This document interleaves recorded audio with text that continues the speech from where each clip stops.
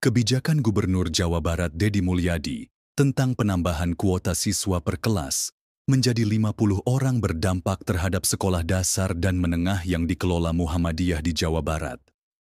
Pihak Muhammadiyah pun berpendapat, seharusnya kebijakan yang hendak dikeluarkan dikonsultasikan terlebih dahulu. Sekretaris Pimpinan Wilayah Muhammadiyah Jawa Barat Iu Rusliana mengatakan, sekolah-sekolah yang dikelola Majelis Pendidikan Dasar dan Menengah serta pendidikan non-formal Muhammadiyah terdampak akibat kebijakan tersebut.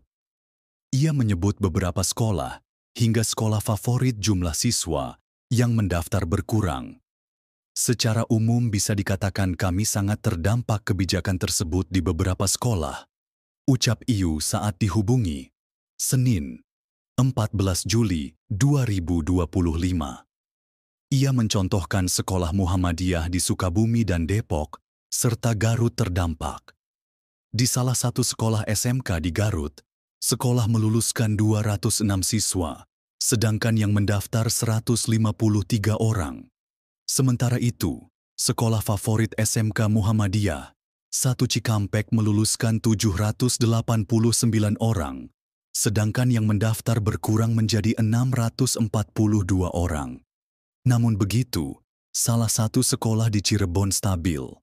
Iu menyebut keberadaan siswa-siswa tersebut sangat membantu sekolah, sebab biaya studi para siswa berkontribusi terhadap operasional sekolah.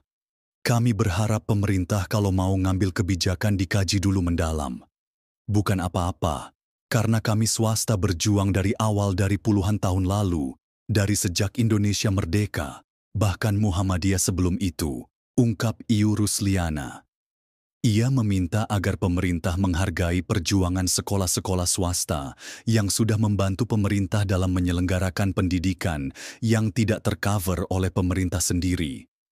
Iu memahami alasan pemerintah menambah kuota rombel untuk meningkatkan angka partisipasi kasar. Namun, ia mengingatkan bagaimana kualitas pembelajaran di kelas apabila jumlah siswa mencapai 50 orang. Ia pun meminta agar Gubernur Jawa Barat banyak bertanya kepada pakar pendidikan, apalagi di Jawa Barat banyak kampus terkemuka yang dapat memberikan pandangan terkait itu. Jangan ugal-ugalan mengambil kebijakan, hargai perjuangan, sekolah, swasta, yang selama ini melakukan upaya proses pendidikan, yang itu tidak bisa tercover oleh negara, kata dia. Gubernur Jawa Barat Deddy Mulyadi mengaku siap dihujat, dikritik dan digugat, bahkan menderita demi masa depan pendidikan anak bangsa Jawa Barat ke depan. Ia menyebut memimpin bukan jalan yang mudah dan pasti menderita. Pemimpin itu harus siap menerima hujatan, kritikan, tuntutan, bahkan gugatan. Saya memetik pelajaran berharga dari para pendiri bangsa yang mengingatkan bahwa memimpin itu menderita, ucap dia. Sabtu, 12 Juli 2025. Deddy mengatakan akan menyelamatkan pendidikan anak-anak Jawa Barat dan lainnya. Ia mengaku siap dan rela untuk dihujat oleh masyarakat atau warganet.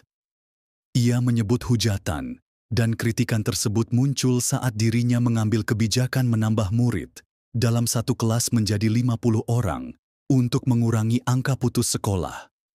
Deddy menyebut kebijakan tersebut bersifat tentatif, dan apabila di wilayah tertentu, khususnya terpencil kekurangan sekolah. Dengan begitu, ia mengatakan anak-anak di sekitar sekolah dengan radius jauh bisa mendaftar ke sekolah tersebut.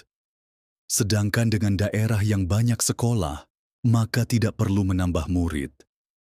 Deddy mencontohkan apabila kuota di salah satu SMA negeri sebanyak 480 siswa. Sedangkan yang mendaftar 500 orang, maka ke-20 siswa dapat dimasukkan ke sekolah. Banyak orang yang menggoreng narasi penambahan jumlah murid, maka banyak yang salah persepsi, kata dia. Ia menjanjikan 3 tahun ke depan Jawa Barat 0% anak putus sekolah. Terkait sekolah swasta yang terdampak kebijakan tersebut, Deddy menyebut akan mengumpulkan sekolah swasta, membahas soal kekurangan murid. Federasi Serikat Guru Indonesia, FSGI, termasuk salah satu yang mengkritisi kebijakan jumlah siswa per kelas di sekolah menengah atas menjadi 50 orang. Sekjen FSGI Fahriza Marta Tanjung memandang kebijakan tersebut dapat mempengaruhi kualitas belajar mengajar. Jelas sangat mempengaruhi kualitas pembelajaran.